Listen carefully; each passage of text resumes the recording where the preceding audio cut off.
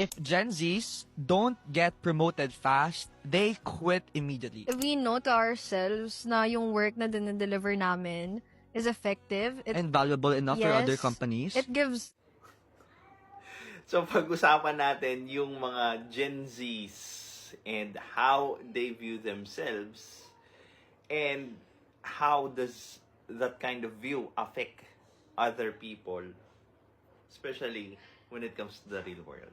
This is Pinoy Extreme. Let's do this! This is Pinoy Extreme. good results to the company, tapos hindi nyo kami bibigyan ng raise or like Promotion. You know what? There's no problem with a promotion and a raise. The problem is that yung perspective nyo kasi, sabi nyo nga, alam ko sa sarili ko, doon pa lang may mali na. Kasi yung value nyo, ang nakaka-perceive lang nun, mga sarili nyo.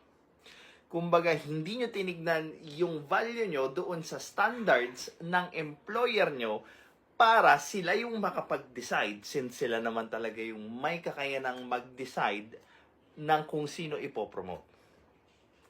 Pero dahil, well, Gen Zs are Gen Zs.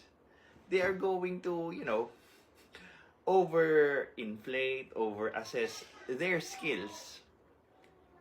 Dunning-Kruger effect.